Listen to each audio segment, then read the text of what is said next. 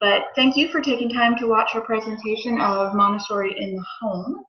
It's a very large, very deep program, and so we just picked a little bit of it to go into, and so we're just going to go through some of this with you.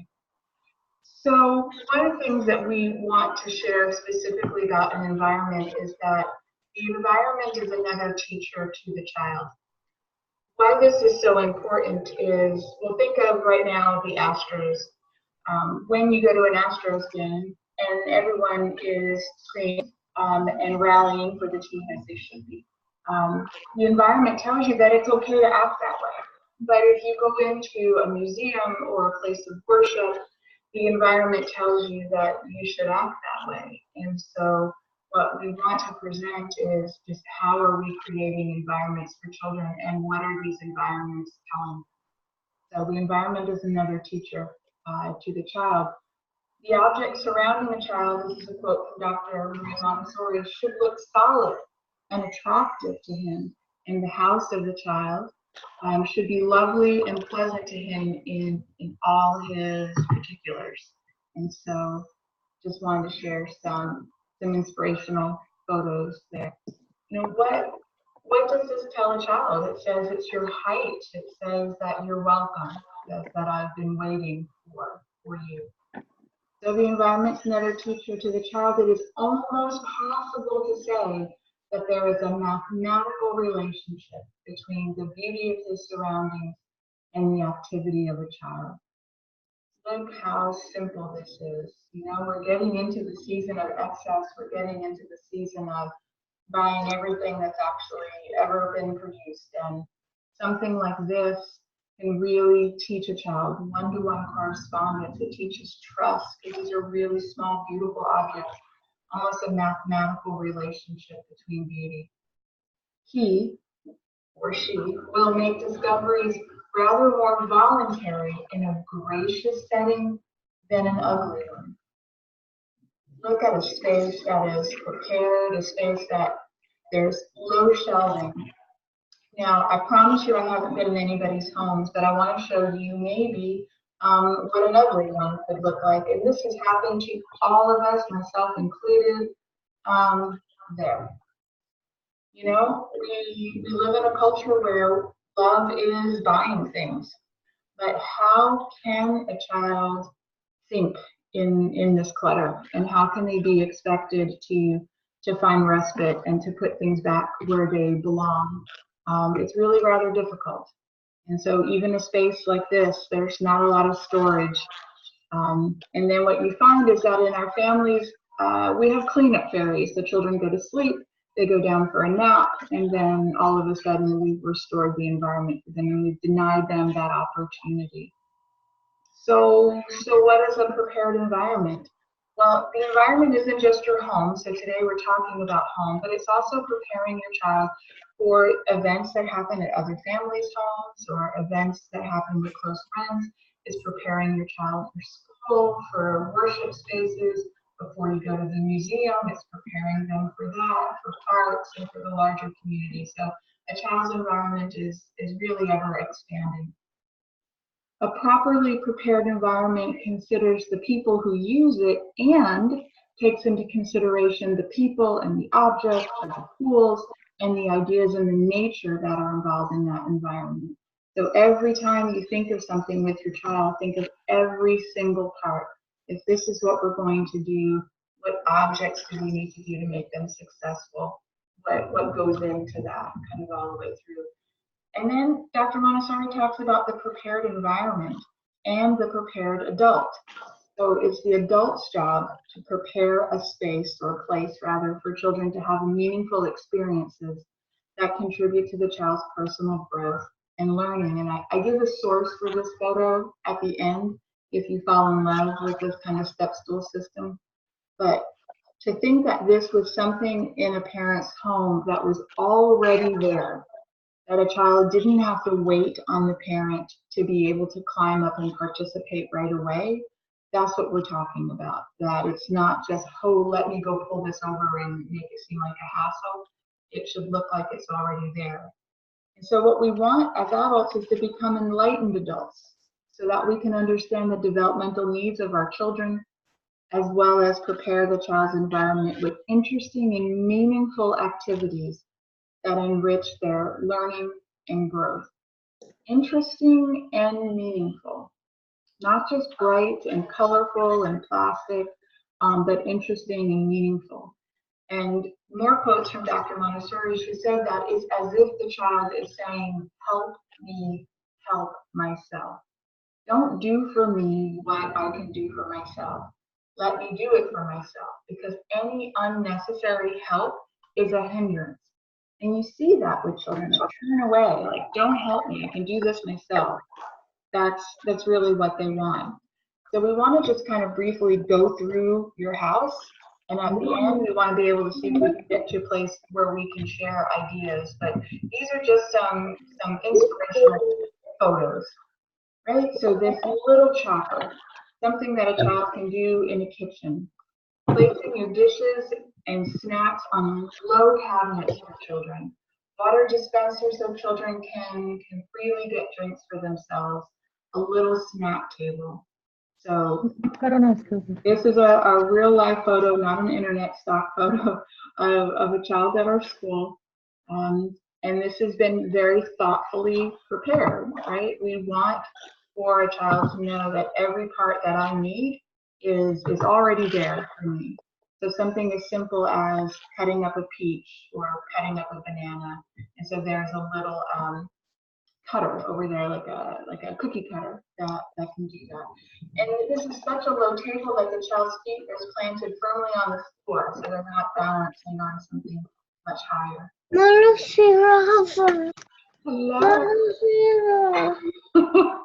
I hear a little voice. Children can clean up their own stuff. They can mop. They can put dishes away for themselves. They can use real tools.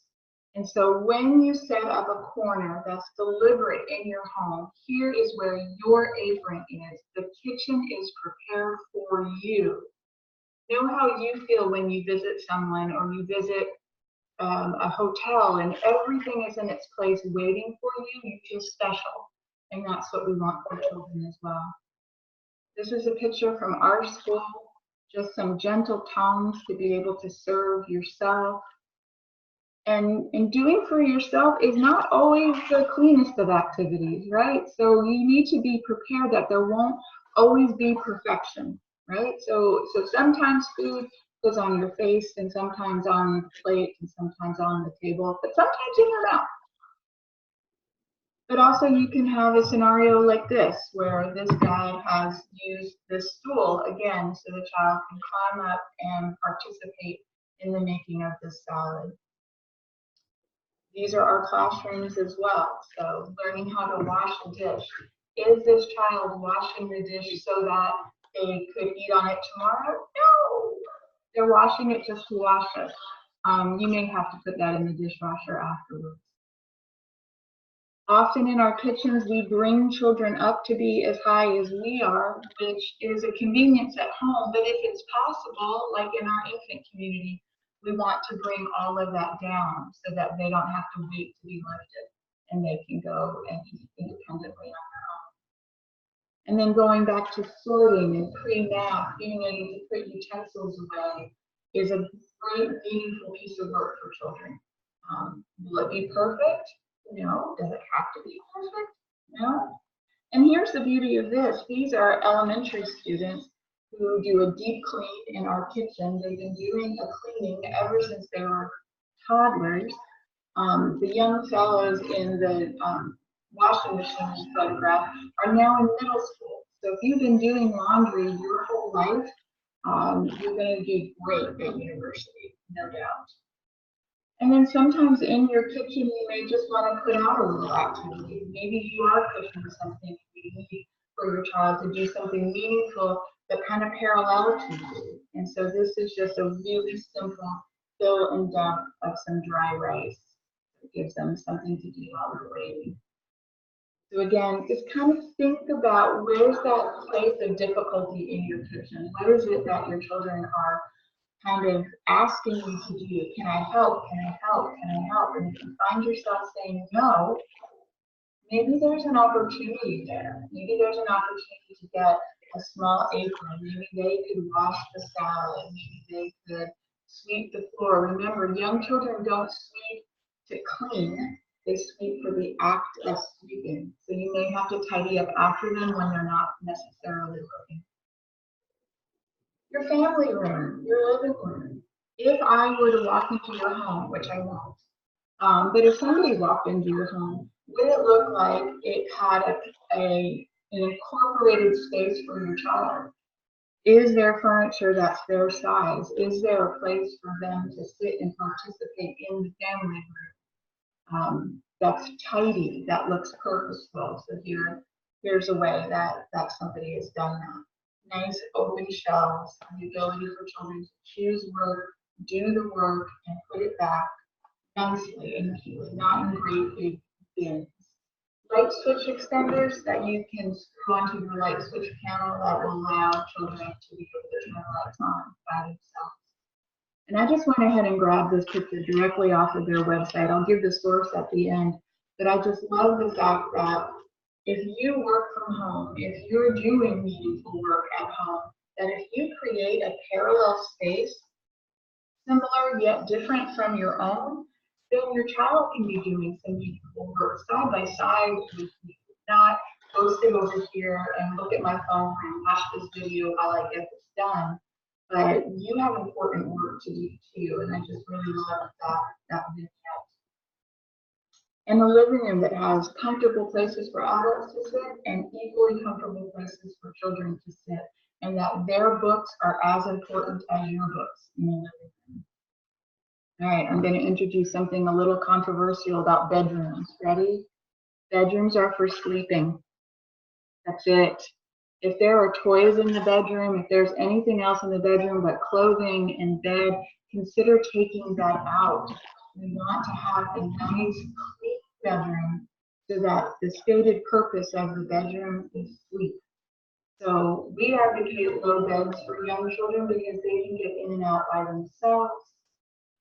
Things that are easy for them to make the bed for themselves, and consider lowering the rods in the closet so that they can pick out their clothes for themselves and not wait for you. Anytime you can hear your child going, Mom, Dad, I need that, is an opportunity for you to figure out, solve what that child needs for themselves. And so just some pictures of, it does take longer. It takes longer for children to put shoes and socks on if they do it themselves, longer to pick out their clothes if they do them themselves. We would advocate maybe less outfits in the closet than this one because it's going to probably be there all day. But you're okay with 2 or 3 weather appropriate shirts, that's what they get to pick from. Bathroom.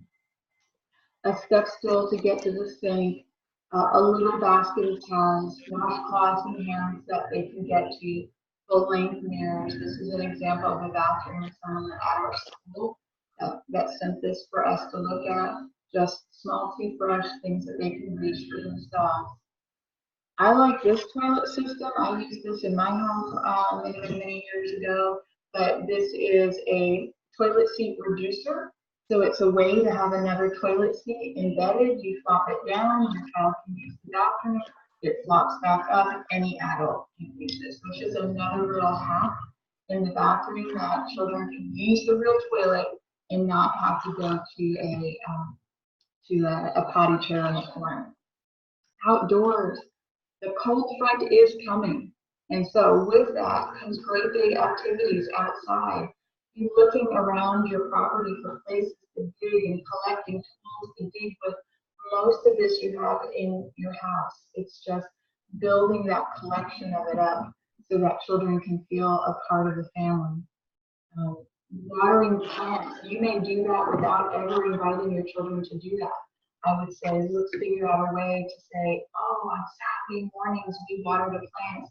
Here is your watering can. Seeing if your child can use that without difficulty, because that's important too. Wheelbarrows. This takes no money at all, and you may see this at our school outside Lower Elementary. We have a little Zen garden for elementary students, but they just love picking up stones and rearranging them in all sorts of patterns. Just go and get you some. It's the cheapest, easiest activity for them. And then something Miss Humera and Chef Liz would advocate, just grow some of your own vegetables. Grow a pizza or a salsa garden. All right, real quick, we're going to play this game. It's real easy. It's just called this or that. So again, we're getting into this high consumer season of buying things.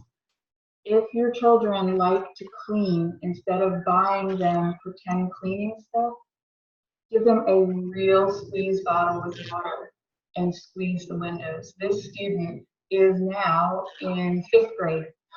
He's been washing windows since he was a toddler. This is an excellent part of feeling a participant in things. Instead of a plastic washing machine, really tonging, plastic ironing boards, you can really let children iron. This ironing board can be just raised just so far. The iron is on one of the lowest settings, and it's a fabric that they can press and get some success with. So this is really possible. Again, instead of play gardening, real gardening. We're going to do a day of service at school where these photos were taken. Children really putting muscles into it. Look at that. That girl with the shovel is a senior in high school this year. This is a picture from toddlers.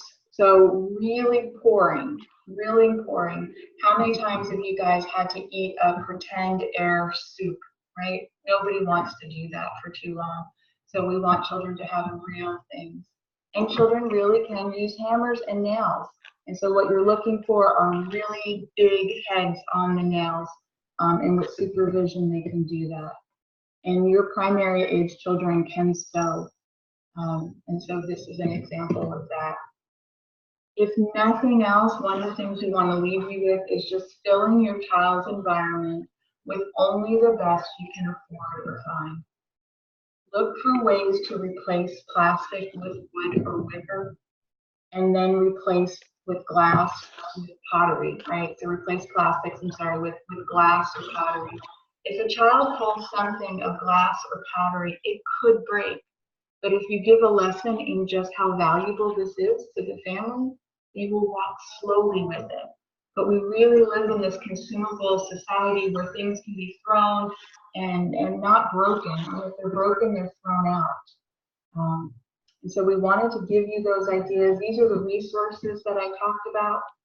In just about, I don't know, a handful of days, we're going to offer you a catalog that's called For Small Hands. If you want a sneak peek, this resource will be at the end of this presentation. They sell many of the items that you saw and many of the items your children are using at school. A website and an Instagram page that we quite enjoy is called Sprout. It's a US-based artisan of wooden furniture for children. Montessori Notebook was where some of those pictures came from. Midwest Montessori is also a Tumblr account. And the American Montessori Society has a nice article on Montessori for home. You know where we are, but I also would like to bring your attention to our Instagram page. And if you haven't been there recently, I encourage you to go. This is a photo from Instagram from our kitchen when we were celebrating Dr. Maria Montessori's birthday. I know that we went through this really fast. I was trying to keep us at a little bit of time to talk. We got about 5 or 10 minutes. If anybody would like to come on and ask a question, All right. or let us know your thoughts, we would love to hear from you. See, Miss Sabrina, you moved back inside. Miss Sabrina, you were outside a minute ago. Yeah, the mosquitoes were getting me. We could do this all day long because this is so interesting to us. Because it really, the children are so honored to do things that are in their hands and that are purposeful and contribute to your family. But I didn't know if anybody had anything they wanted to add. Maybe Catherine, do you want to say something about what's worked for you in the past? Sure, Patty. I agree with especially in the kitchen when my kids are more small, they are now all went through Pines from lower grades to graduating through the middle school. In the kitchen was where I really saw the difference, because people take time to cook, and so taking the extra time to set up an environment where they can equally participate.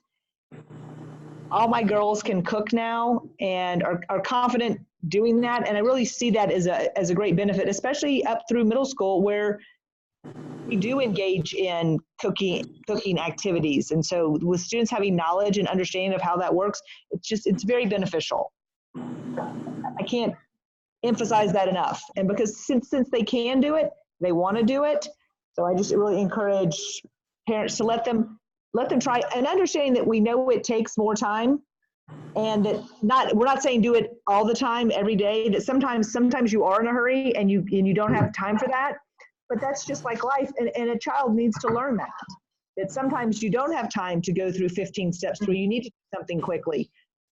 But that's a life lesson. It's also another opportunity to teach your child about scheduling and about how sometimes things happen more quickly than you had thought. One conversation that Catherine and I were having I think it was this afternoon, was about chores and paying children for doing activities. And so we talked about this briefly at last classroom a couple weekends ago, is that the type of activities that we're talking about are parts about participating in the family life.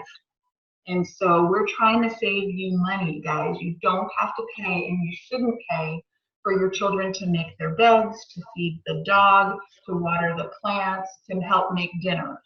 Those are part and parcel of living in community. If you choose that you want to teach your children about money, then you can give them an activity that you almost don't care if it gets done. And that's kind of the thing that you're looking for.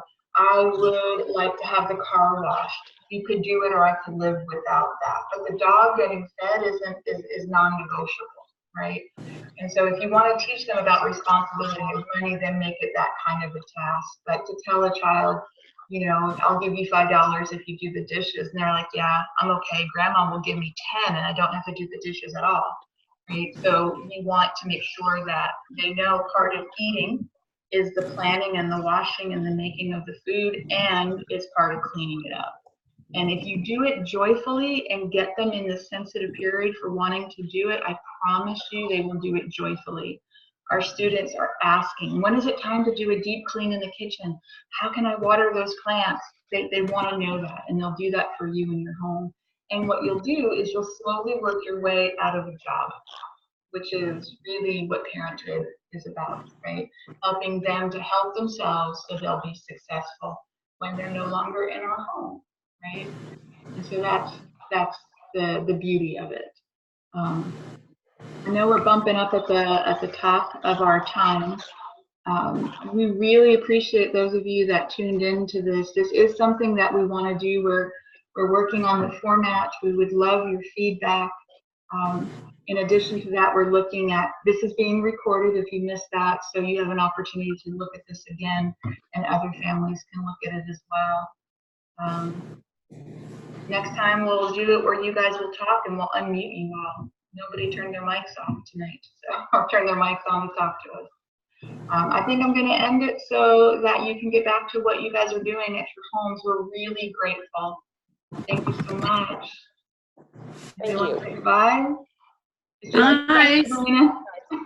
Your pictures were beautiful. Your pictures were beautiful. I just now read your chat. I'm getting good at it. Sorry. That's okay. I didn't want to do too much, but I wanted, in case anybody else wanted to, I wanted to have it open. Okay. So they could see. Perfect. All right. Thank you so much, everyone. Bye.